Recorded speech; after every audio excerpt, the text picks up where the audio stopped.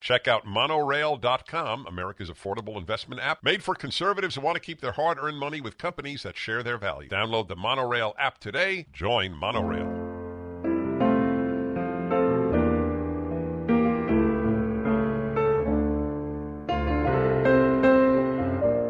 Portions of the following program may contain pre-recorded material.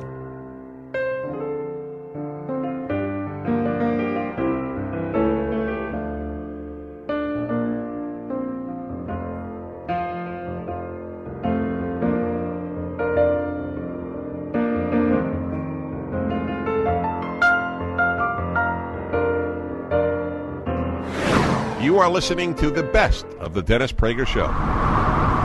All righty, everybody, you're listening to the Dennis Prager Show. I thank you for doing so.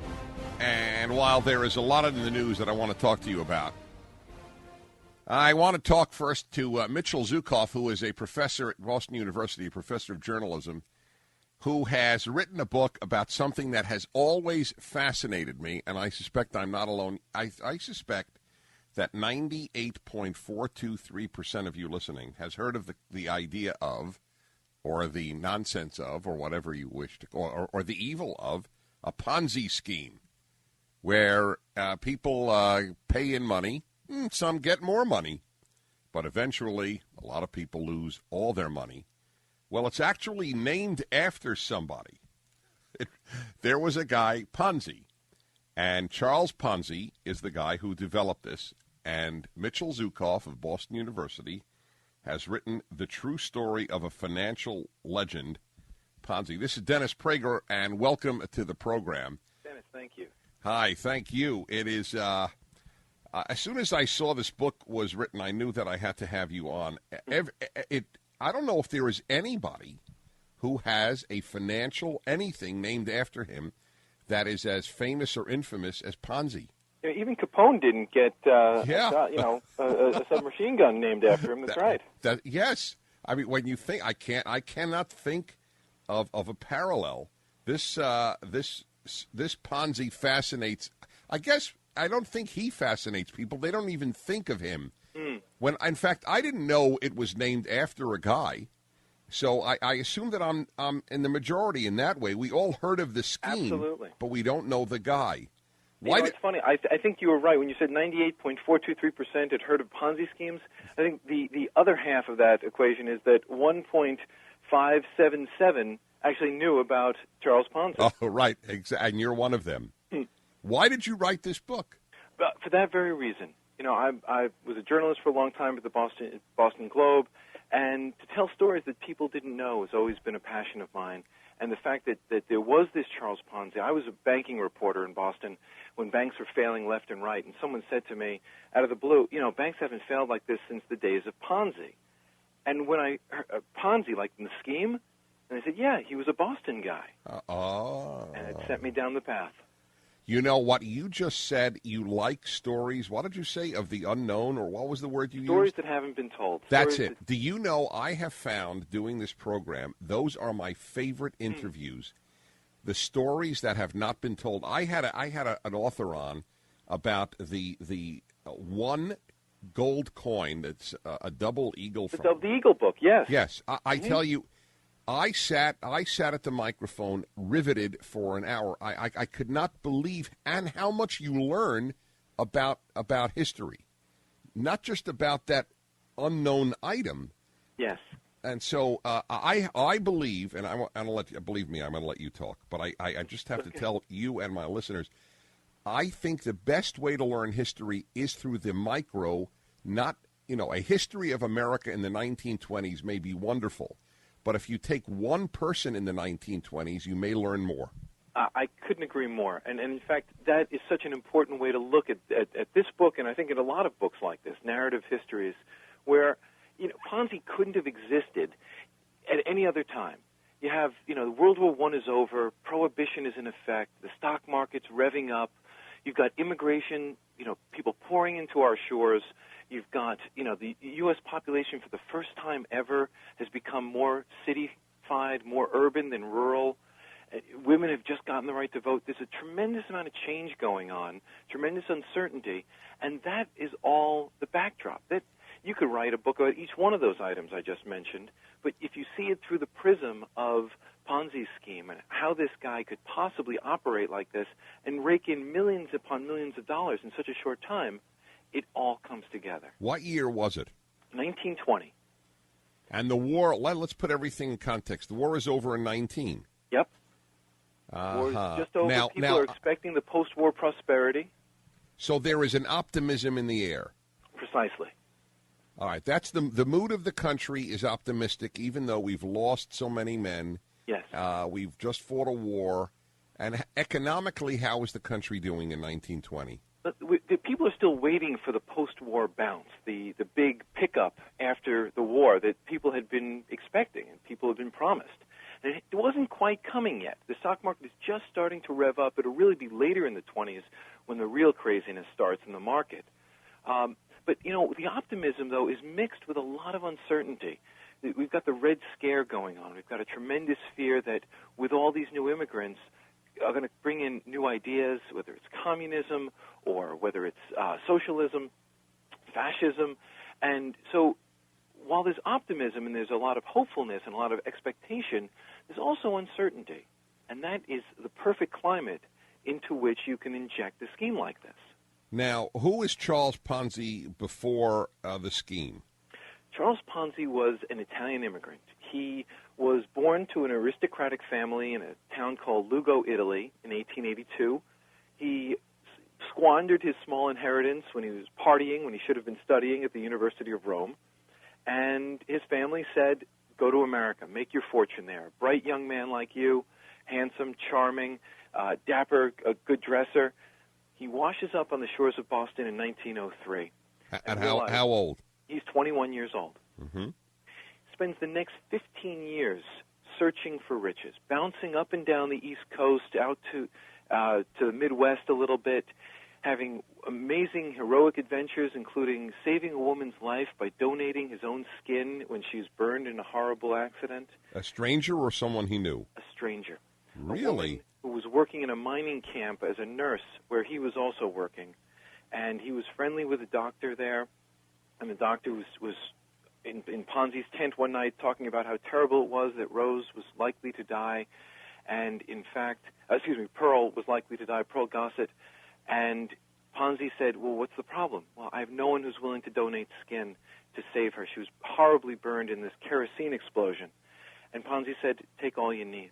And the rest of his life he spent with enormous swaths, scars, symmetrical scars on his back and on the back of his legs where the doctor had taken off chunks of skin. That's a remarkable act. This one of the reasons this fascinates me is I talk a great deal on my program about good and evil and how people have moral bank accounts. Mm-hmm. And in assessing Ponzi, and I don't know the damage he did yet, so we're not ready to make a judgment. I may not even make one, but it's not all I do in life. But it is very important to put the man, not the scheme, but the man into context. That is a very rare act of a human, and in those days, it's had to have been painful.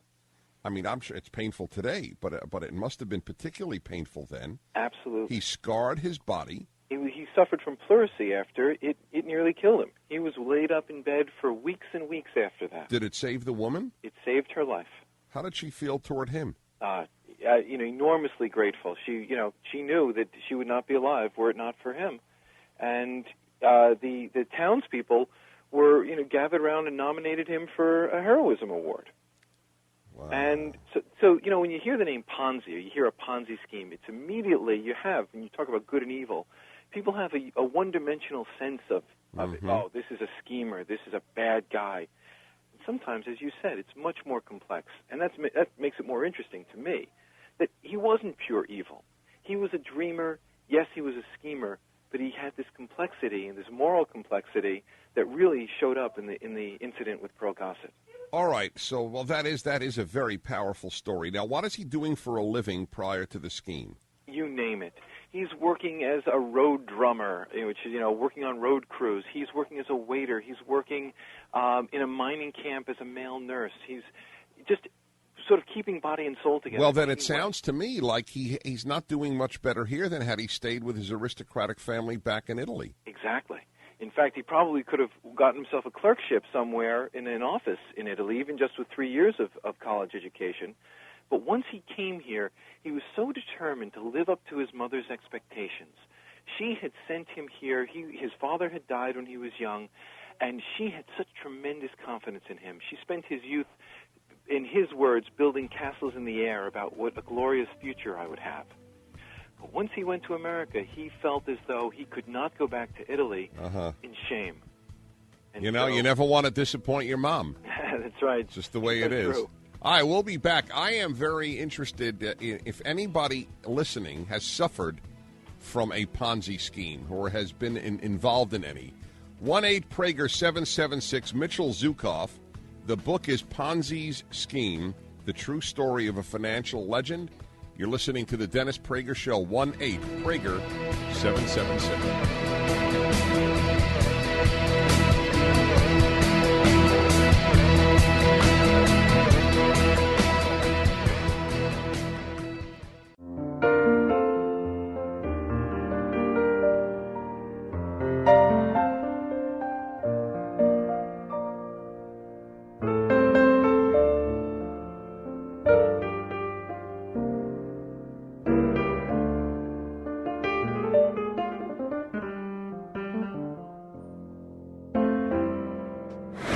You are listening to the best of the Dennis Prager Show. This is the way to learn history, my friends. You're listening to the Dennis Prager Show. My guest is Mitchell Zuckoff, and though he is a professor of journalism, I do not want you to hold it against him. You don't know how true that is, Professor Zuckoff. I do. Okay, fine. You do. Welcome to the program, and those of you in the Boston area can hear, you can tell your relatives, friends, and enemies. You're on WTTT right now. I will. Mitchell Zuckoff has written Ponzi's Scheme, and it is the true story of a financial legend. We were deluged with calls, you might be interested to know, all saying the same thing. When I asked, have you ever been involved in or a victim of a Ponzi scheme, immediately all lights lit up and said Social Security. Ah, yes. What do you think of that? Well, it does have certain things in common, absolutely. You have early, the nature of a Ponzi scheme is that early investors are paid off with the money of later investors. Right. There's nothing underpinning it. And so certainly Social Security, current people who are paying in are just paying in to the retirees now collecting. So in that sense, yes, it has the same model. One thing I would say, it makes it clearly different, is that there's no trick to it. Nobody is claiming that it's anything but that. And so, the difference in a real that's that's very good. It's a eyes opened Ponzi scheme. Exactly. That's right. Nobody's pretending that we're really investing that money or keeping it in a lockbox or whatever you want to call it. It's straightforward. Early investors are being paid with money from later investors. So, yes, the model fits. The trick, again, in a real Ponzi scheme is that people are misled that it's something else going on, that we're really investing in some great All right. So let's go back, and we'll take calls here, 1-8-Prager-776. Let's take a couple right now, in fact. In Forest Park, Illinois, WIND, James. Hello, James. Dennis Prager and Mitchell Zuckoff. Hello. I came up with the same comment. It's Social Security. It's a Ponzi scheme. It's only going to work as long as we've got enough people paying in to cover the retirees. Right. So how do you accept Professor Zuckoff's statement that at least it's not being portrayed as anything else? Well, at various times politicians have said, we're putting it in the Social Security lockbox. But, yeah, I guess pretty much everybody does know what it is. Right. There's no lockbox for it in a Ponzi scheme, is there, Professor? There is not. No, that's the whole point, I guess. Tyler, Texas, Cliff on Case Guy. Hello, Cliff. Dennis Prager, Mitchell Zuckoff. Good morning, Dennis. Hi. Hi.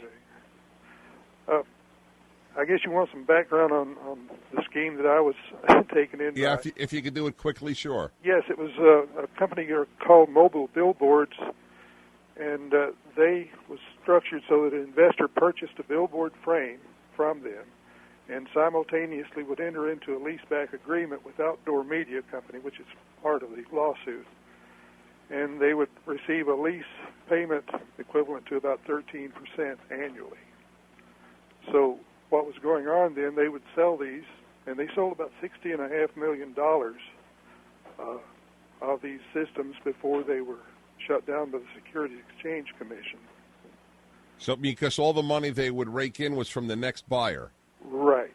Yeah, well, that's a good example, That's I it, guess. The billboard, yeah, I've heard of the billboard scheme. Yep. You have? Oh, sure. That's very interesting. They take every variety. You name the product, and somebody's tried to turn it into a Ponzi scheme, I believe. All right. The billboard is one that we have seen. Yep. All right. Well, we'll talk about some of the better-known schemes later. Let's first go back to Ponzi. Right now, Ponzi, if I'd have met Ponzi in when did the scheme happen again? 20 what? He got the idea in 1919, and 1920 is when it really took off. All right. So had I met him, though, in 1915, I'd have thought this is an altruistic, indeed heroic man who, like so many others, wants to make his way as an immigrant in America. You would, with a couple of small exceptions. One thing I didn't tell you is that although he was having this heroic adventure, he also had some misadventures during those same years when he was bouncing around. Yeah. One was up in Montreal. He was working in a bank, and believe it or not, the banker who ran the place was engaged in some version of the Ponzi scheme of robbing Peter to pay Paul. Now, Ponzi wasn't involved, but when it all collapsed, Ponzi needed to get out of there fast because he thought he'd be swept up in it. He forged a check, and he ended up serving some prison time up there. In Canada? In Canada, in Montreal. Huh. So, and then on his way out, he tried to make some money when he was allowed to cross over the border back into the United States. He brought some Italian immigrants with him who were undocumented, and he got nabbed by immigration for illegal immigration. And he spent some more time in prison, this time down in Atlanta. So he's a real mixed bag. Nothing he did in those two incidents. No, exactly. Well, they were not nearly as evil as the skin he gave was good. Exactly. So far he has a moral bank account with Prager anyway. Okay, good. I right. agree. I think that's a good accounting. All right, fair enough. So we're up now to 1919. The war is ending or over, and he is not really moving in a direction that would bring his mother back in Italy pride. Exactly. Okay, go on. Then there's truly a eureka moment. He had been writing to people over in Europe looking for ideas, business schemes, business plans, not just schemes, but legitimate businesses. And in one of the letters that was sent back to him, a little piece of paper fluttered out of the envelope. And it was something called an international reply coupon. It was a really unusual, really mundane form of international currency. Right, I remember it. I used to send it to radio stations. Okay. Yep. Exactly. It basically was a way to send a self-addressed stamp envelope overseas so that one post office would recognize this currency. You could buy a stamp with it in any country in the world. Right. Ponzi recognized that after World War I, currencies around the world were depreciated, had been devalued by the war. So the same IRC, the same postal coupon you'd buy in one country at one value, conceivably was worth a different amount and more in another country. This is arbitrage. This was currency exchange. This was, believe it or not, both legal and theoretically possible, that if you could buy an enormous amount of these things, these postage stamps, if you will, in one country and sell them in another country where they were worth more, you could become rich. Why would they be worth more in another country? Because their values had not been adjusted to reflect the depreciated currencies of European economies. So you could buy, let's say, 5 for $1 in Boston, and in Barcelona you could buy 20 for $1. Because the Italian currency was so devalued. Oh, I see. So, well, all right, that's perfectly legal. That's called speculating. Exactly. People do it. Hey, there are currency traders on Wall Street doing it today. That's how Soros made his money. Precisely. Yeah. Okay. Exactly. So Ponzi realizes, wait a second, this is great. All I need, though, is money to get started. I have to go invest money to make money. He goes to a bank. He had no credit. He had... Hold on. All right. No, don't be sorry. You're leaving me in suspense here. 1-8-PRAGER-776, the book. Ponzi's scheme, Mitchell Zuckoff, and we'll return in a moment how the scheme develops.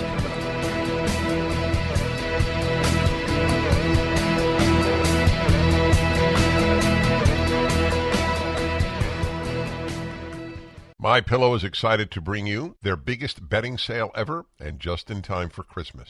For a limited time, get the Giza Dream bed sheets for as low as $29.98, a set of pillowcases for only $9.98, and rejuvenate your bed with a MyPillow mattress topper for as low as $99.99. They also have blankets in a variety of sizes, colors, and styles. They even have blankets for your pets. Get duvets, quilts, down comforters, body pillows, bolster pillows, and so much more, all with the biggest discounts of the year happening now. They're also extending their money-back guarantee for Christmas until March 1st, 2023, making them the perfect gifts for your friends, your family, and everyone you know. So go to MyPillow.com and use the promo code Prager, or call 800-761-6302. You'll get huge discounts on all MyPillow bedding products, including the Giza Dream bed sheets for as low as $29.98, and get all your shopping done now while quantities last.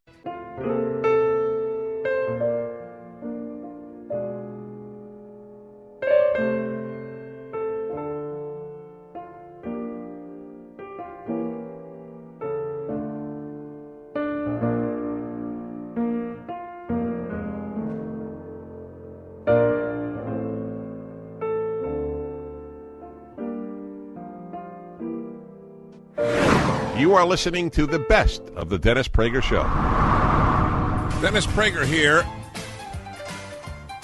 And, boy, am I waiting to hear how this happens. Ponzi scheme, the biography of Charles Ponzi, the guy who invented the Ponzi scheme, and we're not talking about Social Security because all of you called in on that immediately. The true story of a financial legend. All right, we're in 1919. Ponzi, just to summarize for those who either don't have good memories or just tuned in, Ponzi's an immigrant from Italy, is both a heroic man, literally gave blocks of skin from his body to a woman that he wasn't even involved with, just a woman who had been burned and needed to live getting skin, and yet got in trouble with some little financial bad things. Also smuggling some Italian immigrants in from Canada. It's now 1919. Is this now after the war? Just after the war, yes. All righty, go ahead. So he has discovered that you can make money with international reply coupons, which is legal. Yes. Go ahead. But he doesn't have the money. It takes money to make money. He's going to need some kind of bankroll to go and buy these international reply coupons and bring them back here and figure out how to make the logistics work. So he goes to a local bank, and the bank just about laughs him out the door. He's got no credit. He doesn't want to reveal his plan to them because he thinks they'll steal it. So he goes around, tries to borrow money from other places. No luck. So he decides, I've got to go to the public. I've got to take my idea out and offer people tremendous profits. I'll share these profits, but they need to give me the seed money. So he opens up a little storefront, not a real storefront, a little office in downtown Boston on School Street, right around the corner from Boston City Hall, and basically hangs out a shingle calling himself the Securities and Exchange Company. This is before the SEC exists. Only in America. Only in America. Yeah. And that's what he's thinking. Only in America. The SEC isn't even around yet. Right. So he gets the name. Okay. He had it first. So people start slowly dribbling in, and because he's offering such amazing profits. He'll give you 50% interest in 45 days. 50. 50. Now, this is a time, the banks were paying what they are now, a few percent a year. So people tentatively started giving him money, a few, and when the time came for them to redeem their coupons, to redeem their certificates, he was ready to pay with money from later investors because he still hadn't figured out the logistics of his plan. He offered to give them their money back, but what he did was said, of course, here's your money, but if you want to invest again, you can double it, you can keep the Oh, well, of course. People think, oh, my God, look, I could obviously get 50% more, but why not do it again? Okay. Take another spin of the wheel. Right. So they did. and money starts pouring in. And Ponzi gets a little nervous. He's really still trying to figure it out. Of course. I was just going to ask you that. How does the guy sleep at night? Go ahead. He found a way. He kept trying to figure out, how do I make this work? And it became really apparent to him that there was no way to possibly, I calculated once, just his first 18 investors, if he had been able to get enough coupons to pay them off, it would have been a stack 21 feet high. Now, once he had thousands of investors, you'd have to have basically fill the Titanic with these coupons. Oh, I'm starting to feel bad for him. It's, you can see it. The train is on the tracks, and so you don't think he's going to bed every night just, laughing at the public? I know he's not for this reason. Right around this time, he starts being treated for ulcers. It's getting to him. He wants to succeed. He has married. Part of what's driving him now is not just the love of his mother and wanting to satisfy her. He marries this beautiful young Italian-American girl, Rose Gnecco. Her father owned a little fruit stand here in Boston, and all Rose wants is a little house with a nice family, a picket fence, and her Charles. But he wants her dripping in diamonds and bathed in furs. And so he wants to make her rich, and he wants to satisfy her beyond her wildest dreams. Does he have any children at this time? Not yet. They've Okay. just been married. He wanted to How wait. How old is he now? He is now 37. And she's 21. She's 21. Okay. And they've settled in a nice little apartment in a suburb, and she just wants to have the babies. But he's saying, wait till I'm a success. And things start taking off. And suddenly the money's pouring in. And he says, let's go buy a big house. And they bought a beautiful mansion in the suburban village of Lexington, where we have Lexington. You don't know, my heart is breaking. Yeah, I'm sorry. No, it is. I'm living You see this where it's thing. going. Yes, all right, hold on. We'll be back in a moment. Ponzi's scheme, this is the way to learn history, in my opinion. Mitchell Zuckoff and Dennis Prager, 1-8-PRAGER-776.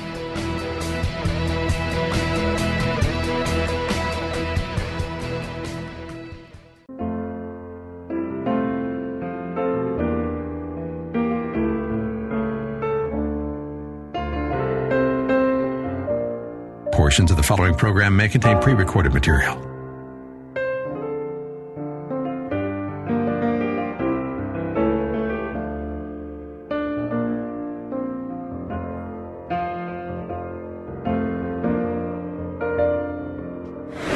You are listening to the best of the Dennis Prager Show. Hello, everybody, and welcome to the Dennis Prager Show, where we do talk about everything in life, and this will be an example.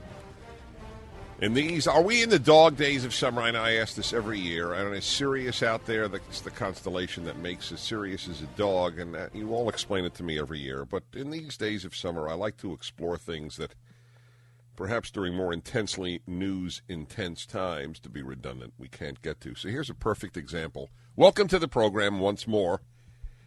My guest is a professor at the university. You are at the University of Texas. Is that correct, Professor? That is correct, Dennis, yes. Yeah, the only reason I ask is because I see that I'm speaking to you from New Hope, Pennsylvania. That is also correct, yes. So you commute every day. I do, yes. Right. It's about a 27-hour commute. Yes, but, exactly. That's great. You're dedicated to your work. I very much so. Yes, exactly. Professor David Oshinksy of the University of Texas at Austin. And he is a historian who has written an account of something, frankly, folks, I know virtually nothing about. And I don't say that with any pride, but it gives me a good way of asking questions that may reflect a good part of the audience who also don't know much about this. But it is one of the epic stories of American history, and that is the conquering of a disease that frightened Americans. Is it fair to say that polio frightened Americans as more or as much as AIDS does today? I think in some ways, Dennis, it frightened Americans more because it was largely a child disease, and it focused on kids.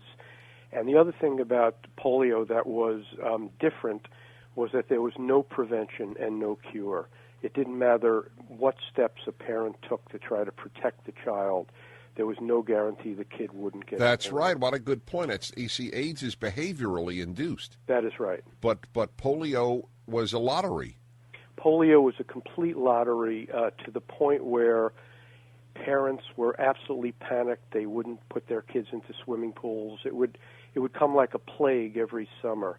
And every summer? Every single summer, right. Why was it related to the summer? We really don't know. There are a lot of things about polio we don't know. It was an intestinal disease, meaning that it came through the mouth into the digestive system and then into the nervous system.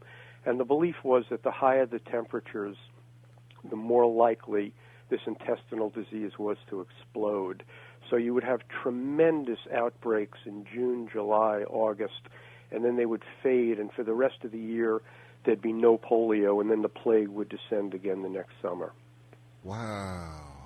What a frightening thing for parents to know. Here comes summer, normally associated with the happiest time in a kid's life, and will my kid be one of the kids who ends up with polio? That is exactly the case. I grew up as a very young kid in the era before the polio vaccine, and each summer, the newspapers would literally print box scores, like baseball box scores, of the number of kids who got polio. You'd be kept out of movie theaters. You'd be kept out of any kind of crowd. You weren't allowed to go swimming. My parents basically told me not to play with other kids because they had the germs of my friends, but not of strangers. It was a real panic that would descend each summer. There's a picture in your book, and the book is Polio, An American Story. You have a picture, and there are riveting photos in it, of a sign on a tree, children under 16 not allowed to enter this town. That is right. Entire towns would quarantine visitors, and they would literally bring the state police or the local police, in some cases the National Guard, and no children were allowed into that town during these years. It was absolutely extraordinary. And the other thing, Dennis, is that polio is a very visual disease. And by that I mean that, kids who had it wore leg braces, they were on crutches, they were paralyzed, they were often in iron lungs, these monstrous contraptions that would allow you to breathe if the polio virus entered your breathing cavity, so that it wasn't the kind of thing where a kid could walk into a restaurant and you would not know whether the kid had it. You knew, and everybody knew someone who was on crutches, in leg braces, had died from the disease, was in an iron lung. It was a tremendously visual and horrific disease. Was it in fact contagious? It was. It wasn't contagious in the way that smallpox is contagious. In other words, most kids would actually get a very mild case of polio. It was kind of like the stomach flu. They might not even know they had it, and then they would build up a lifetime of antibodies. But in about 1 in 100 cases, the virus would enter the central nervous system, and the nerves would be paralyzed. And therefore, in the big years, like about 1952, about 50,000 kids a year would come down with polio. Half would be seriously paralytic and paralyze them for life, and a small percentage of them would die. But over the years, if you're talking about 25,000 kids getting it every year, that's 250,000 kids in 10 years. You begin to see a very large percentage of the population having it. Was this always around humanity, or did it have a beginning? That is really the $64 question. Polio, the virus was always out there, and it was endemic. It was there. But the major epidemics of polio occurred in the 20th century in largely Western countries like the United States, Canada, Great Britain. And there really is the sense that polio, ironically, was a disease of cleanliness. In other words, the more antiseptic societies became, the less likely kids were to be exposed to poliovirus at a very young age, when they'd have maternal antibodies and when the disease was less powerful. Wait, I'm not understanding. The more clean a society, that is right. The less polio, or the more polio? The more clean the society, the more polio. Okay, that's fascinating. It really is, Dennis. You know the way everybody is germophobic today, and yes. clean down every yes. every aspect of your bathroom and your kitchen. Yeah. What you're doing, in a way, is doing away with the kind of germs that, to some degree, will, if you get them at a very young age and you're exposed to them, will give you a lifetime of immunity. In other words, dirt and disease don't always go together. At times, in terrible ghettos and awful places with great filth, kids will build up tremendous immunity to many types of disease. And sometimes when you begin to clean up and clean up and clean up, there are certain diseases where if you were exposed to these diseases at a very young age, you would get a minor case and then a lifetime of immunity. In the case of polio, kids were getting it, at an older and older age, and at that point they had no immunity. So did the more affluent? Yes, exactly. Oh, wow. Yes, the irony of polio, Dennis, was that more affluent communities tended to be hit harder in the United States. Because they were cleaner. That is right. So when my 12-year-old won't take a shower, he has a new argument. Dad, I am developing antibodies. Yes, yes. I wouldn't push that too far. Well, and I think showers are good. But, there are certain cases where, in the case of certain diseases, you are basically wiping out any sort of immunity as you do away with the virus itself. Did President Roosevelt, is it definite that he had polio? There are theories. It's pretty definite he had polio. So now, how did it affect him? He was paralyzed from the waist down. What exactly was the effect on him? That's an interesting case. In 1921, at the age of 39, Roosevelt got polio, and it's very rare that someone of that age and of that class would get polio, but he did. Now, I have theories in the book as why this happened. He was under tremendous stress. His immune system was way down. He had visited a Boy Scout camp and then gone on to some frenetic activity after that, which I think lowered his immune system even more. But he got polio, and he got a very serious case and almost died. And he was paralyzed from his waist down for the rest of his life. He was always seeking the cure. He was he'd go to Warm Springs, Georgia. And we have no cure. There is no cure for polio. That is correct. There is a prevention to terrific vaccines. And Roosevelt spent the rest of his life trying to find a cure for polio, not only for himself but for others. And he was really the man who started the Great March of Dimes, probably the greatest voluntary philanthropy in our history. I feel terrible about my own knowledge that I did not know how old Roosevelt was. I was sure he had it from a younger age. No, he didn't. He got it almost that in is middle so age. Interesting, as is so much more. We will continue. If any of you have any questions, the book is Polio, An American Story, and why it's an American story is one of the questions I will have for Professor David Oshinksy of the University of Texas. 1-8-PRAGER-776. 1-8-PRAGER-776. How did they develop a vaccine? Coming up on the Dennis Prager Show.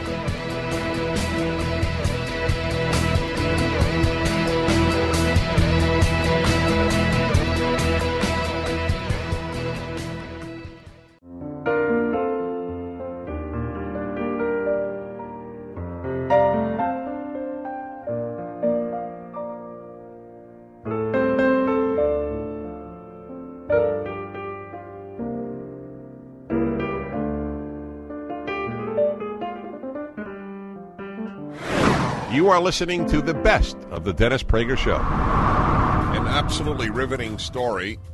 Polio, An American Story is the book. David Oshinksy, professor of history at the University of Texas at Austin, is the author and is on the line with me. I've already learned so much that it's truly remarkable. Folks, every summer, Americans feared for their children, especially the more affluent, because they were cleaner. And the more antiseptic the home, the greater the likelihood of their child contracting polio. At its height, how many would get it a year? 1952 was the worst year, and about 55,000 kids got it, of whom about half were permanently and fully paralyzed, and about 10% of whom died. And the other 40%, what would be with them? They would actually, Dennis, undergo all kinds of rehabilitation. It was done generally through the March of Dimes, which was this incredibly wonderful voluntary organization, and they would have all kinds of, muscle work, and they'd, work with these kids and basically bring them back to health.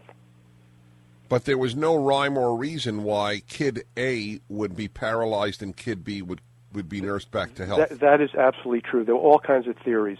Boys got it a little bit more than girls got it, and the theory was that boys played harder, and the harder you played once the polio virus entered your system, the worse the paralysis. But again, these were just theories. What we do know, though, is that it did appear in largely in all neighborhoods, but better neighborhoods, higher socioeconomic neighborhoods seem to be hit harder. And the primary effect was paralysis. That is correct. The paralysis would be like Roosevelt's, or it might vary? It would vary, but generally there might be some arm paralysis. There would be complete leg paralysis. In other words, that you simply could not. You would be in a wheelchair for the rest of your life. Arguably the greatest living violinist had it. That is correct. You're talking about Yitzhak Perlman. Yes, that's right. That is absolutely right. And he goes onto the stage. That is right. With crutches. That is right. And there are some people even worse who had bulbar polio, and that was the polio that affected the diaphragm. And we have cases where people have lived in iron lungs for 30, 40, and 50 years. So, I don't want to be dark here, but what does it mean to live in an iron lung? Well, an iron lung is a contraption where your entire body is put into this. It really almost looks like a coffin with your head sticking out. And what the iron lung does through differences in air pressure is actually to open and close your diaphragm and to breathe for you. And you are stuck in there basically virtually the entire day for your entire life. Now, the iron lung had been built as a way of helping polio patients just get better after a couple of weeks and months, or you would die. And in most cases that happened one way or the other. But there are cases of people still in iron lungs today who had polio 50 years ago. And the iron lung has not developed beyond this coffin-like thing? It has not, Dennis, because after the mid-1950s, when the polio vaccine came in, there were virtually no new cases of polio. There are people, I'm sorry to be fixated on this. Sure. I really am. I feel silly almost. But my heart breaks. There are people who have been in this iron lung with only their head out for 30 years? That is absolutely correct. And one of the problems is... Are their arms out? No, your arms are not out. You just from the neck above, and you look into a mirror above you, you're lying flat on your back, and that gives you a sense of what the West... So isn't their whole body, aren't all their muscles atrophied? They are. Muscles atrophy. They try to take them out, and they try to work them for very short periods by putting them on a temporary respirator. But in most cases, you will die in an iron lung after a certain number of years, but there's some people who have defied the odds. And the problem now is that there are just no parts for these iron lungs because they are almost contraptions from another era. Because there's no disease that has that same effect, is that it? That is pretty much correct, yes.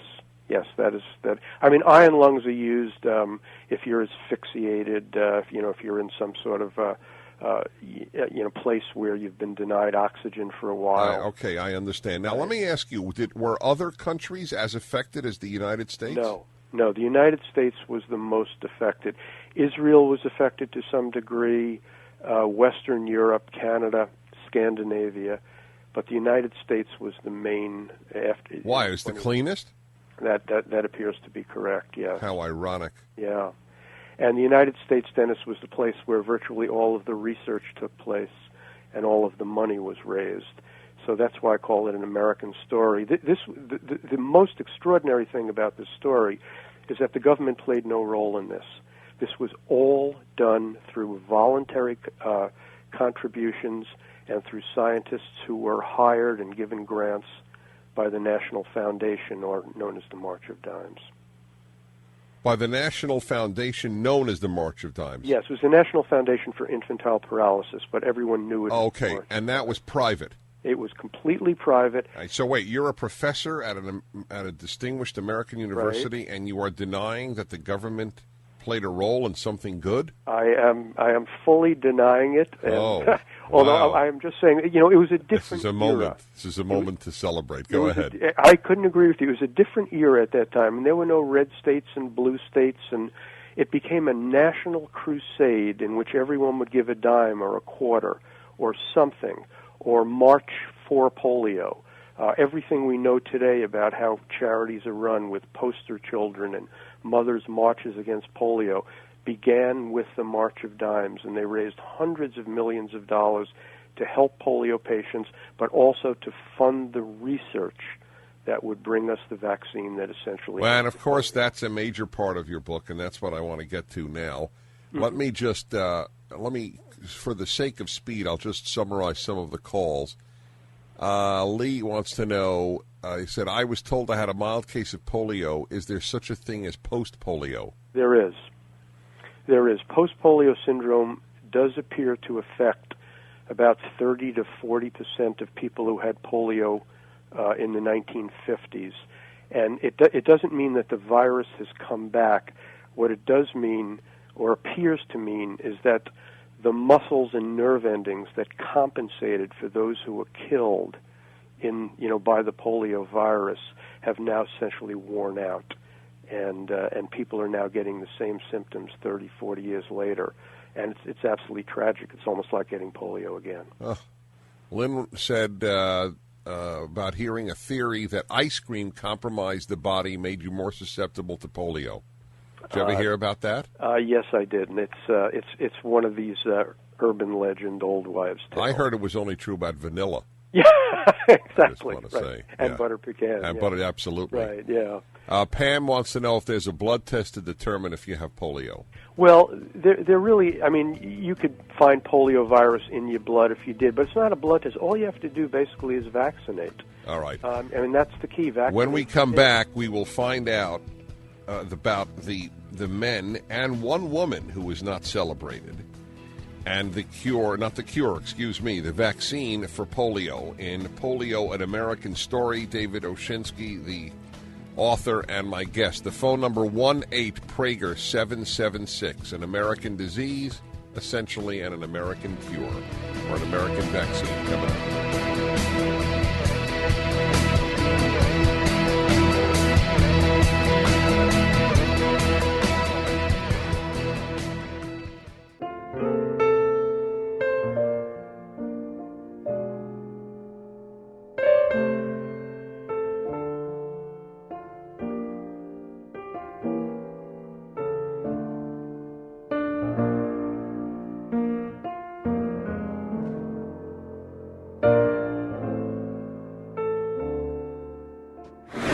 You are listening to the best of the Dennis Prager Show.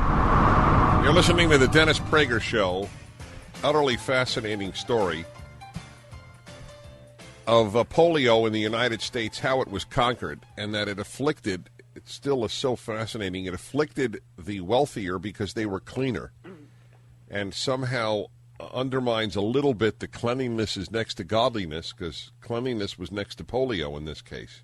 Is there any other disease you know of, Professor Oshinksy, who is the author of Polio, An American Story? Is there any other disease wherein cleanliness was subversive and not helpful? It's really hard to say, Dennis. There are theories today that even things like, childhood diseases involving the digestive tract and the like, that it's very, very good for them to build up antibodies once the maternal antibodies are gone at a very, very young age, and that somehow that over scrubbing and too much sanitation really does affect the immune system. But no, I don't think there's anything quite like polio in that respect. And it's still a theory. It's just a theory, but I think it's a theory that makes a lot of sense. That's really the way you do explain why it happened in the United States at this time. Let me just get a caller here whose father was in an iron lung. It just, unfortunately, it still fascinates me. Ann in Denver, hi. Dennis Prager and Professor Oshinksy, hi. Hi, Dennis. I'm glad to talk to you. Thank you. I lived through this whole story that the professor is talking about. There were 8 children in my family. My father was very successful in the insurance business, and he was the president of the March of Dimes here in Denver. And we worked just as we were little, but we worked all the time filling up these little cards with dimes and quarters and so on. And then my father got polio. But he didn't get just one kind. He got the bulbar spinal polio. He got both of them. So he was in the iron lung. He was 6'4", and they had to make a special iron lung for him in New York someplace or New Jersey. And they barely kept him alive until the iron lung arrived. And he lived like that in the hospital for 4 years, and then we brought him home for some nice friends from Chicago. By the way, everything was wiped out. We were going to buy a new house and everything. He lost everything in 1 week. In 1 week, and my mother was pregnant with the ninth. And we were on billboards all over the city because of our large family, and there was always a bitter fight going between the welfare and the March of Dimes, who was going to pay the bills. But I'm telling you, we had a wonderful childhood because my father accepted this so beautifully. He died in 1961. He got polio at the age of 42, and he died when he was 51. And that was very unusual, Was he in the iron lung? For how long was he? In the iron lung for 4 years, and then we brought him home and built a room on. We had our own generator. We had everything that people would donate. John Kennedy came to see him. Lawrence Welk came to see him. I mean, he was a very, very bright man. They used to say you'd walk in our house a Democrat and walk out a Republican because he was on the radio all the time, but he had to breathe like this. He could only talk when he exhaled. And then after we took him out of the iron lung, he was on the chest respirator and the rocking bed, which forced air into his lungs, in and out of his lungs. And we lived like that for 9 years. We always said it was 1 year of suffering, my dad, for each one of us kids. And my mother took care of him 24 hours a day. She never left the house. What a story! What a story! Is that something you're familiar with, David Oshinksy, or is this just a nice added story to your story? I think. Well, I'm not familiar with that specific case, Naturally, but I do have a chapter in my book that talks about people who spent long periods of time, like her dad, in an iron lung. And obviously he came from a very loving family, and he was a very courageous man. Right. And that certainly made it easier. But you can just imagine, the personal hell that man lived through hour by hour. Or the hell of those who didn't have such a loving family. Yes. Or didn't have a family. Yes.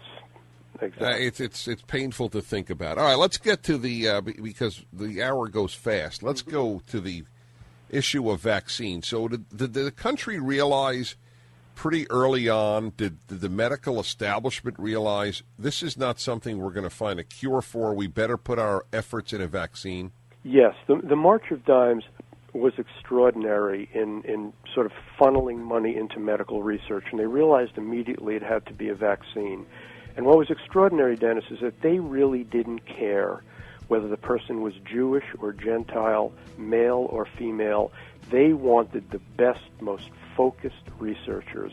And what is quite extraordinary is that in the polio vaccine, Jonas Salk, Albert Sabin, and Hillary Kaprowski were all Jewish, and a number of the people who really put the building blocks together for them, like... All right, hold on. I want to hear that. We'll be back in a moment.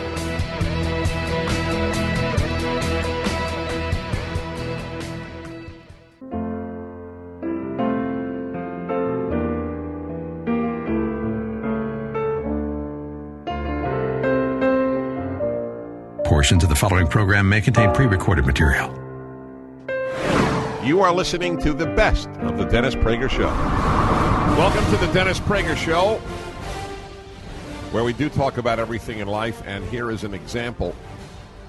Here is a subject I have never discussed. I actually now have to search for subjects I've never discussed, but I've never discussed this.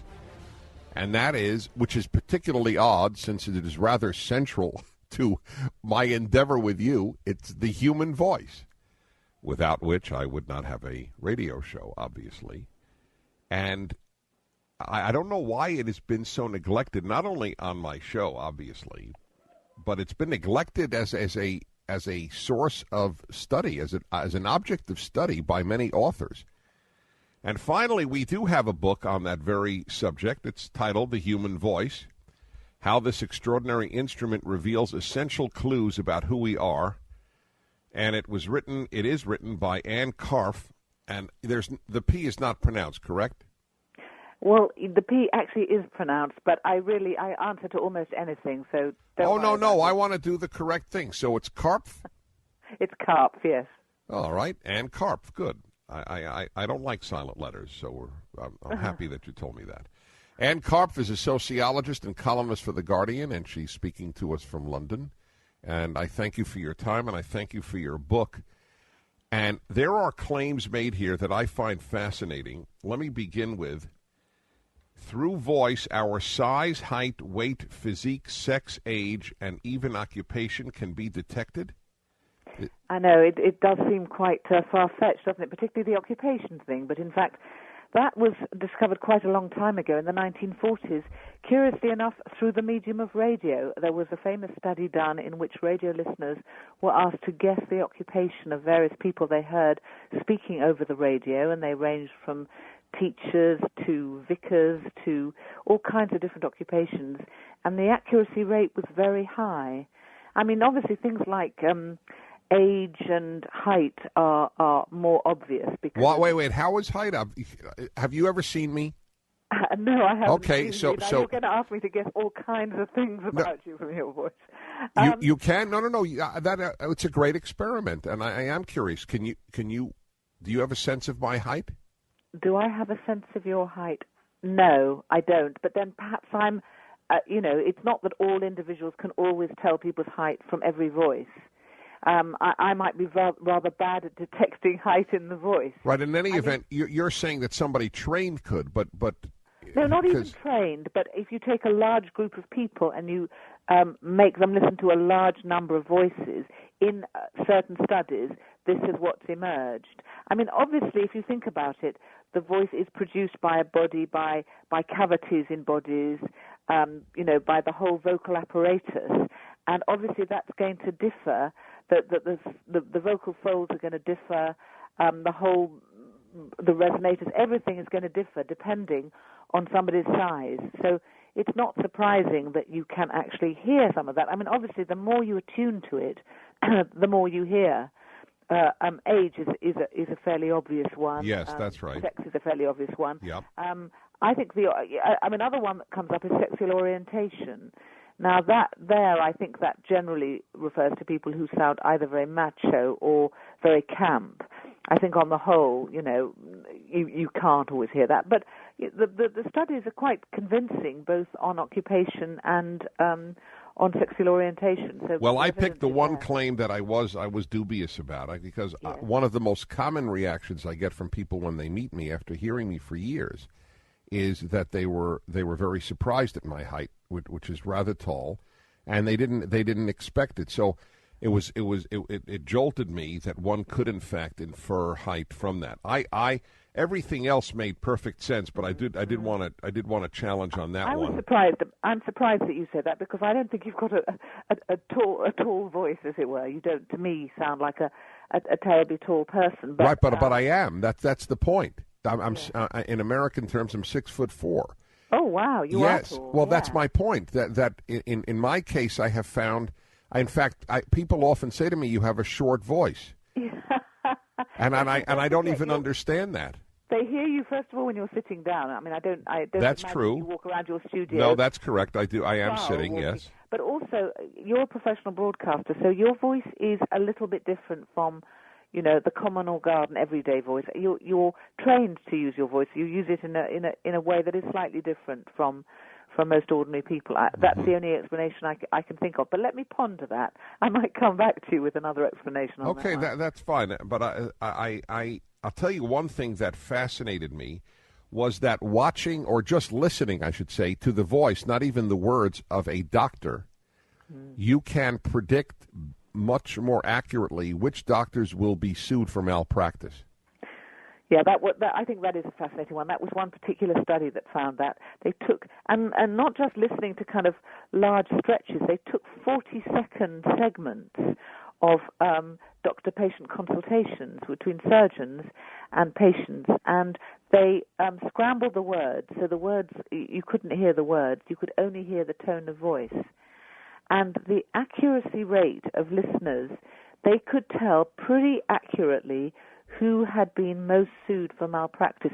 Now, the reason for that is, and this is, I think, the interesting part, what they heard in the voice was the degree of dominance or warmth in the voice. So, in other words, in some physicians, what they heard were people who really weren't very attentive to their patients and didn't really listen and didn't, spoke in a rather imperious way, if you like.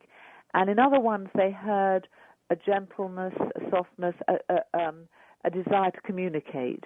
And clearly, those kinds of patients, those kinds of physicians, even if they're making mistakes, all human beings make mistakes, but they were more humane. So I suppose what emerges through that study is the degree of warmth, humanity, and engagement in someone's voice, which, after all, is a very crucial thing if you're dealing with the general public in this way. I have been told, and I'm only personalizing this because I have information on this that I can share with you to vindicate your points. I am told so often that my voice, and I don't even know this. It's not. I don't even take credit for this. But the power of a voice is obviously something someone in my profession would have to become aware of. And I am told frequently that it has a soothing quality. Yeah. And I don't even know about it. I don't, it doesn't soothe me. Well, you don't know about it because it's not a conscious thing. That's right, exactly. Automatically. But I think that it is, I mean, the whole question of the soothing voice is a very interesting one because, of course, if you think back to FDR and his fireside chats, I mean, one of the elements, not the only one, in his voice, I think that made people feel so safe was that it was soothing, it was reassuring. So I think that the soothing voice, I mean, I interviewed someone, I conducted 50 interviews in the UK and the US. One of the British people I interviewed said that her father-in-law was a GP, that's a doctor, a general practitioner, a local doctor, and also a member of his local choir. And she said he was the most popular doctor in his general practice. So again, we come back to doctors. And she felt sure that it was because he had such a smooth, soothing voice that it immediately made the patients feel at ease. And she thought that possibly the fact that he sang in a choir, he was very used to using his voice and exercising his voice. So I think, in every profession, if you think about the teacher's voice, which is something we don't think about very often until it goes wrong, when teachers lose their voice, which they do very frequently because they use it so much and they often strain it. But the role that the teacher's voice plays in helping kids learn, in helping them feel confident and safe, is enormous. I don't think we've begun to explore it, really. But what can one do anything about it? I mean, isn't it innate? Well, that is a very interesting question because most people, it's partly why I wrote the book, most people have a sense of my voice is just a sort of something given to me. It's something I have no control over. It's like, the shape of my wrist or the turn of my ankle. And that isn't in fact the case. I mean, obviously, our voices are partly produced by our bodies, and there's not that much we can do about them. We might try and lose weight or whatever, but on the whole, but our voice is also the result of our upbringing, the country and culture we're born into, our psychological state. And in fact, particularly I would say over the last 5 years, there's been 10 years perhaps, enormous emphasis on changing the voice. It's gone along with changing the face and changing the self and how you present yourself and all these. And there are ways to do it? Sorry? There are ways to do that? Well, you can certainly change your voice, yes. Now, the question is whether you impose a change from without, which I think... All right. Well, we have to take a break here for commercials in America. And then we will return with Ann Karpf of The Guardian and a sociologist. And she says that women's voices are getting lower. That and much more.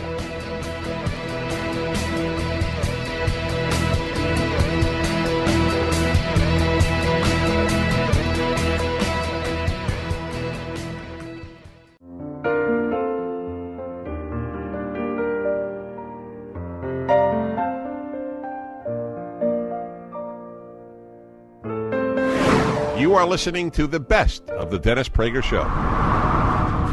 Welcome back, everybody. You're listening to the Dennis Prager Show.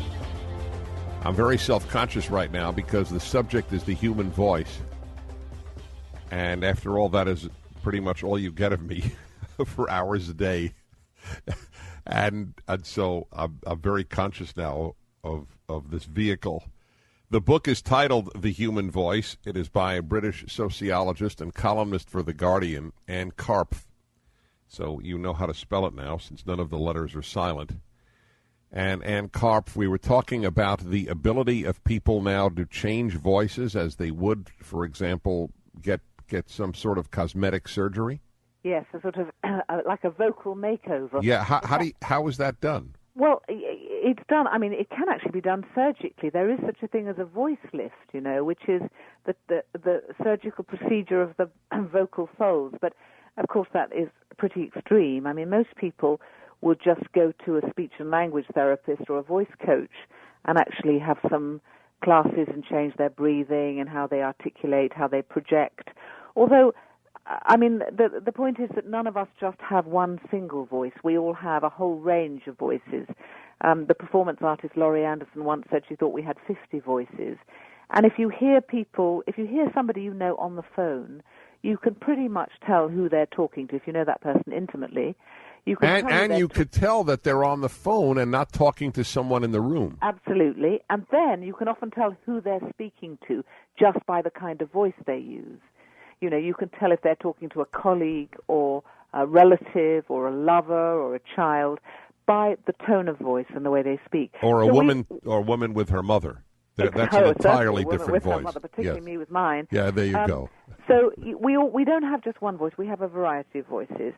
You can change the voice from the outside, but you can also change the voice from the inside. So in other words, when one changes and grows emotionally, psychologically, very often that is reflected in our voices. The problem, I think, with imposing a voice from the outside, whereas it can improve people who have a speech defect, for example, it can improve their voices.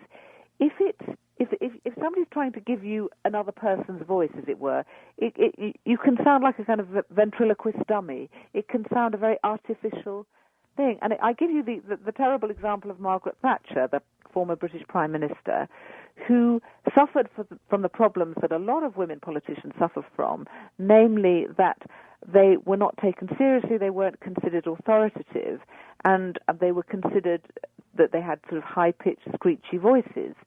Now, Margaret Thatcher tried to change her voice, and she succeeded in lowering it quite considerably. The problem is that in so doing, she interfered with the natural cues that let the person she was talking to know when to interrupt. I mean, when I'm talking to you, if I suddenly drop my voice and go a bit slower like that, you'll take that as a cue to come in. Now, if I talk like this the whole time and in a very artificial way, you won't know when to come in. That was good. That was good. That was very effective to show how you can change your voice. Well, you can. Can do it. So Margaret Thatcher actually was interrupted in television interviews more than most other prime ministers because she'd interfered with what I call the natural energy in the voice. I mean, the voice is a natural living phenomenon, and it wants to go where it wants to. It doesn't want to be pushed down there the whole time. If you see what I mean, it wants to roam. So I think there is a problem in trying to push your voice too much into somewhere it doesn't want to go. Now, you're right, though, that women's voices have, in fact, gone down in pitch? Well, there is one major Australian study which showed that over the past 50 years, women's voices had deepened significantly. And, of course, the question then is why? Is it because there's some sort of physiological change? Are women's bodies different now? Is it because women have been entering the workforce in much, much greater numbers, and because men's voices are being considered more authoritative, so women are trying to sound more like men? I mean, there are all kinds of possible explanations. I suspect that some of it is women's voices changing by themselves, and some of it is women forcing their voices deeper and sometimes causing damage in the process. In order to be taken more seriously? Yes, and also because a deeper voice is now considered a rather sexy voice. I mean, if you cast back to Marilyn Monroe's time, it was very attractive to be very breathy and very high. Now, we would prefer a much deeper voice, and certainly if I think of the women who are successful in British broadcasting, most of them have fairly deep, solid voices. I'm just trying to think. But not in any way mistakenly masculine. Not masculine, no, but really quite interesting, quite substantial voices, I would say. Is the woman with the higher pitched voice taken less seriously? You feel that? Oh, undoubtedly. And what is fascinating about this is even in Japan, and I say even because Japanese women's voices have been an extraordinary thing. They have been higher than women in most other cultures because it was a very admired thing in Japan for a woman to have a high-pitched voice. And, women used to push their voices artificially high. In fact, one person compared it to the Chinese process. It's a feet binding. Of foot binding, yes. Yeah. Pushing their voice high. And then suddenly, about sort of 7 or 8 years ago, that began to change, and Japanese women broadcasters started to push their voices deeper, and it seems to be a spreading phenomenon. So even in Japan, the kind of cultural ideal has changed, and women are, desiring deeper voices. So there seems to be, at the moment, a fairly universal phenomenon. There's another aspect to, you mentioned Franklin D. Roosevelt and his soothing voice, which I was not alive at the time, but I have heard it. But you note that he spoke slower than almost all other politicians. Is that soothing? Well, it is interesting about what constitutes a powerful voice. I mean, I've interviewed British and American politicians and people who listen to them, and some have said that actually someone speaking slowly and softly is actually a sort of demonstration of power because it's forcing people to really pay attention to you and really listen to you very carefully. So it's almost like an exercise in power. I mean, in FDR's case, I think it was showing a nation not to be panicked. It's showing that somebody was in charge and somebody was in control, and there was no need to panic, and there was time. I think that all kinds of subtle messages go out in our voices, and people who speak slowly do indicate that. Now, that I'm about to completely contradict myself, because there also have been a number of studies showing that people who speak fast are generally thought to be more intelligent and more knowledgeable than people who speak slowly. And speaking slower is a gamble. Yes. But if what you say is deliberate, intelligent, and interesting, it's very effective. Well, I think you're absolutely spot on there. Although, all right, hold on. I was spot on, and we're going to take a moment break. And we again, I want to mention your book. After all, that's helpful to you and helpful to the reader. It's fascinating. The Human Voice by Ann Karpf. Take your calls. 1-8-PRAGER-776. This is the Soothing Dennis Prager Show.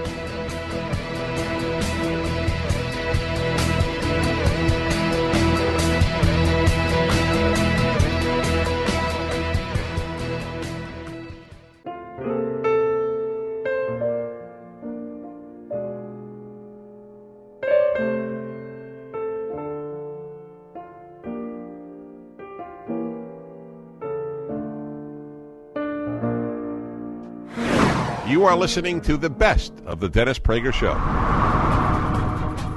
Hello, everybody. Dennis Prager here. I am absolutely fascinated by the subject, the human voice, which I've never dealt with before. And there is a new book titled exactly that, The Human Voice, How This Extraordinary Instrument Reveals Essential Clues About Who We Are. It is written by sociologist Ann Karpf, who is also a columnist for The Guardian in the United Kingdom. And we have really a full board here from around America who want to talk to you. So I'm going to take some calls, but there is one other aspect to all of this that I wanted to raise, and that is your claim that that 3/4 of the body is involved in making the voice possible. It is, because if you think of something like if you sprain your ankle, that throws out your posture. You might start limping. And so the way you hold yourself is changed, and that affects the voice. Or take another example, teenage girls who might be self-conscious about developing breasts, about their chest, and so they hunch over and they use their arms, they fold their arms a lot. It's quite a characteristic pose of teenage girls. And that, again, affects their posture, how they're holding themselves, and affects the voice. So if you think about it, I mean, it's interesting. We don't have one single organ in the body that produces the voice. It is really the synchronization of a huge number of different parts of the body and different muscle groups. So it's one of the many things that make it, in my view, a most fascinating subject. Well, and to make it clear about how much we do think, rightly or wrongly, we know about a person by their voice, think of the people who do lose their ability to speak and speak through one of those, what about an amplifying machines? Yeah. Yeah. And we don't have a sense of their personality. Yes. Is that right? I think that's absolutely right. And the loss to them is incalculable. Absolutely incalculable. I never thought of it that way, because all I think of is how happy I am for them that they could at least speak that way. Yes. Well, there was a British journalist called John Diamond who had cancer of the throat, and he lost the ability to talk. He was a very active broadcaster, and he wrote very eloquently about what it felt like to be sort of exiled, really, from the social world. I mean, he could go places, but he couldn't communicate, and it was the most terrible loss. By the same token, I argue in my book that you can't really know someone until you've heard them talk. I mean, you can communicate via email, via letter, but unless you've heard the texture of their voice, the grain of the voice, you really don't know what they're like as a person, I think. All right, let's take calls here. Philadelphia, Pennsylvania. Ted. Hi, Ted. You're on with Ann Karpf and Dennis Prager. Yes, good morning. Hi. I wanted to ask the doctor, she just mentioned teenage girls. I happen to be a college professor, and speech communication is my field. And I noticed about 15 years ago a change in the voices of many of my students, and it seemed to be a trend that their voices got very scratchy. And not just when they were out celebrating the night before, but it seemed like they were scratchy all the time. And then I noticed about 5 years after that a lot of the voiceover artists doing commercials, the female ones, their voices were scratchy. And I was just wondering if the doctor had noticed this and what she might make out of it. Well, first of all, I should say I'm not a doctor. I'm a sociologist, but I'm not a doctor. I think I think teenage girls' voices are very, very interesting, and they have changed a lot over time. I mean, I think it's a period of transition anyway for girls, and there are writers, American writers, who have suggested that what happens to teenagers at to girls at adolescence, is that they go from being very free with their voices to being silenced. Now, I'm the mother of a teenage girl, and I can tell you if that's happened, it certainly hasn't happened to her. But I think a self-consciousness does enter into girls at puberty and through adolescence, and this is impacting on the voice. I mean, how universal a phenomenon, I don't know. And the impact is what? That they want a lower voice? They don't want to sound too girlish? Well, their voices are in transition from the kind of very free girly voices to something much more self-conscious. And in the same way that they become very aware, over-aware, I would say, of their bodies. And right, but we all know what they want. They want a thinner body. Okay, fine. Yeah. But what do they want voice-wise? Well, they want. I think it's part of the transition to a sexual adult. They both want to sound sexual, but they also are quite scared of it, I think. So I think there are all kinds of fascinating. All right. Tensions that emerge. When we come back, got to take a break. And when we come back, I want to ask you about Europeans listening to President Bush's voice. We return on the Dennis Prager Show, the book, The Human Voice.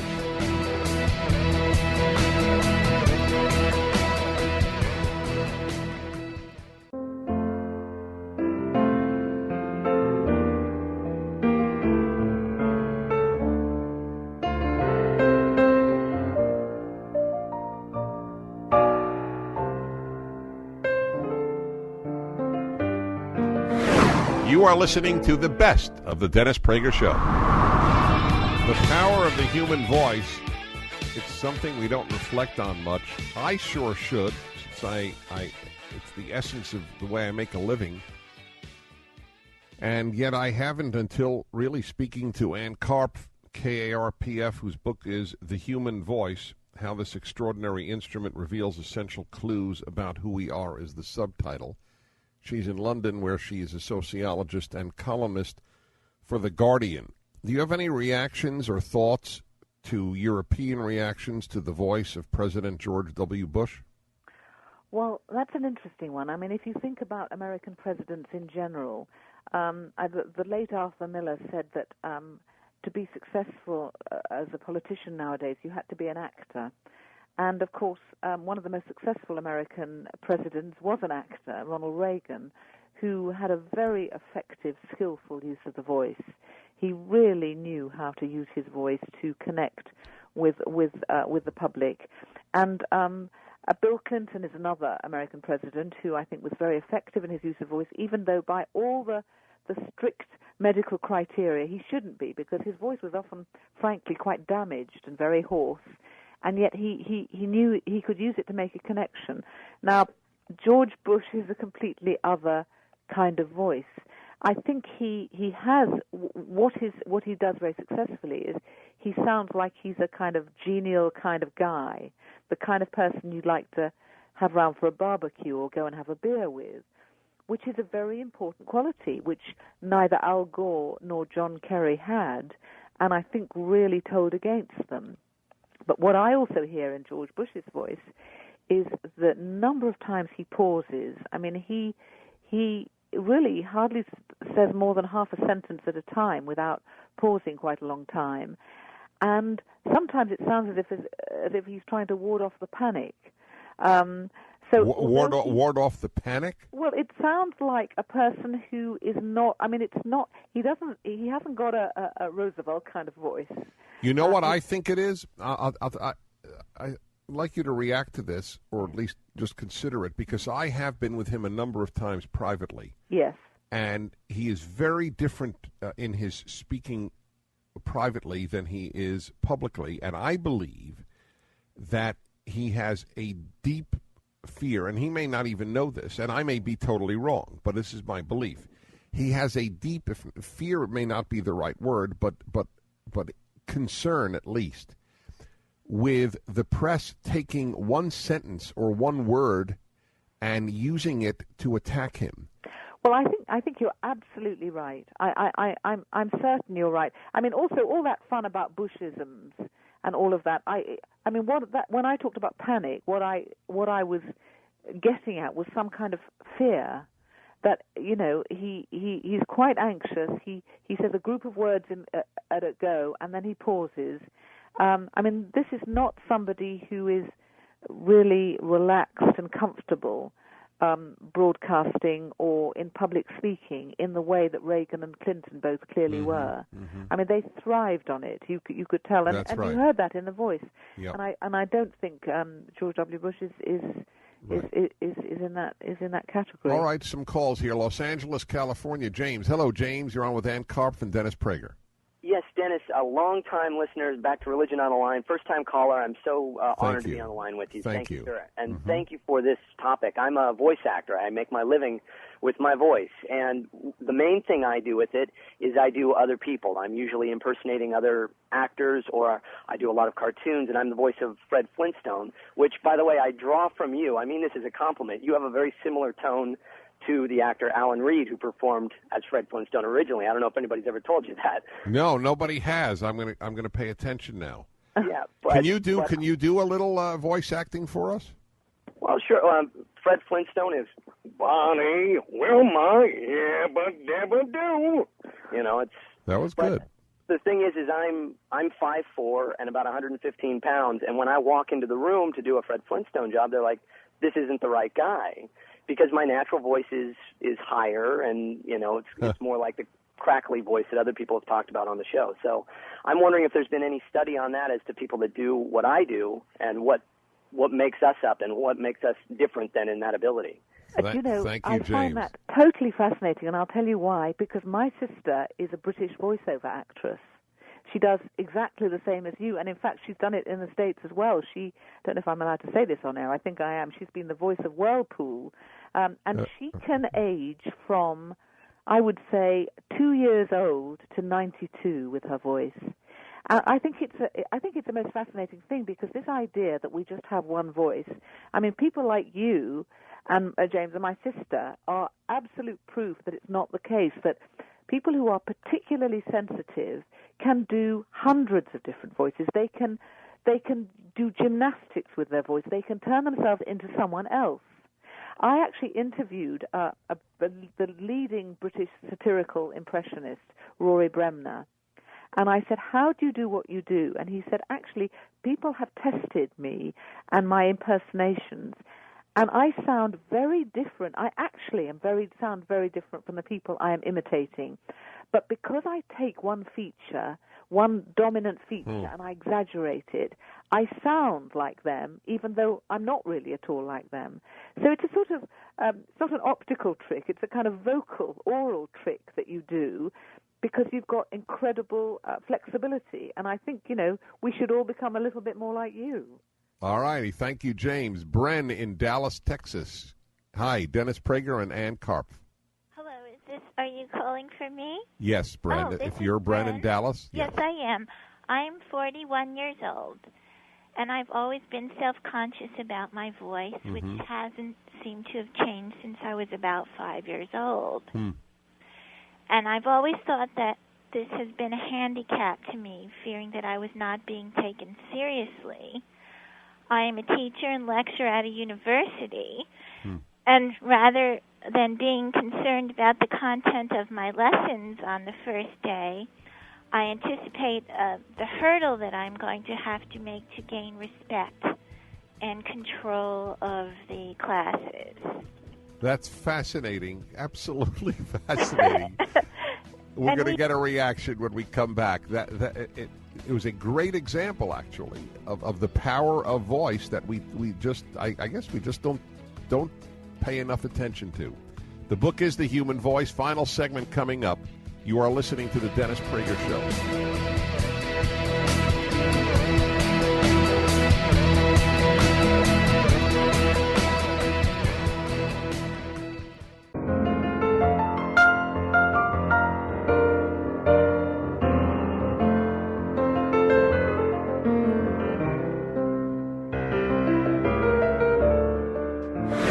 You are listening to the best of the Dennis Prager Show. I usually reserve the final segment of an interview, and that is assuming the interview has gone this far, for myself. But I want to get every minute I can from Ann Karpf. This is just a fascinating subject, The Human Voice, which is the name of her book. And let me go back for a moment to Bren. Bren in Dallas, you there? Yes, I am. You do have a child's voice. It is fascinating, and I wonder, do you? And you've been very forthright about it. And here you are, a college lecturer. Yes. And do you find that it does impede your ability at the very beginning, but then you just simply establish your credibility, or is it an ongoing, in your view, liability? No, it's not ongoing. It is at the beginning, and especially I have also taught younger children, and children love me. They, for some reason, they think I'm a big kid, but yeah. What is your height? I'm 5'6". So I'm not small, just like and I'm athletic too, so I'm not skitty, and just. The man that called earlier with the voice of Fred Flintstone, I'm the opposite. He's tiny and I'm large. Well, it is. Thank you so much for your call there. It just substantiates so much of what you've been saying, Ann Karpf, and people just. That is such an interesting case. If I can just comment on that quickly. Thank you so much for sharing your experience. I think that so many thoughts come to mind about this charming voice we just heard. First of all, the prejudice that we have and the stereotyping of voices, that we associate particular voices with particular kinds of people, and we make judgments sometimes very falsely and misleadingly. I don't know if it's any consolation to Bren, but our voices, women's voices, do deepen as we get older, so her voice will automatically get lower. But in the meantime, the things that really spring to mind for me are the connection between the voice and the psyche. And I don't know whether there is anything, and I don't want to analyze somebody who's been so kind in offering themselves on air, but it is an interesting avenue to explore what a deeper voice the meaning might be for an individual that might be holding them back. And the other thing to say is that certain voice problems are quite easily remedied by speech and language therapists and voice coaches. So I don't know if your caller has tried any of that, because it may be a problem that is fairly easily resolved if she finds it such a problem. I mean, apparently it's developed, I'll bet, a lot of strength in her. Yes. And perhaps even made her pursue an intellectual career. Yes, which indeed. Otherwise maybe indeed. not. And Ann why Karpf. should everyone sound the same? That's right. Sometimes all right, we find. got to go, Ann Karpf. I thank you. It's been a total delight. Well, thank you. It's been fascinating. Thank you. Ann Karpf, The Human Voice. Christina, Suzanne, Pat, Bill, Denny, I wish I could get to you. This is Dennis Prager.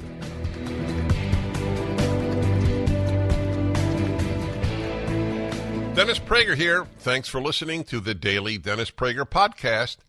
To hear the entire 3 hours of my radio show, commercial-free, every single day, become a member of Pragertopia. You'll also get access to 15 years' worth of archives, as well as the daily show prep. Subscribe at pragertopia.com.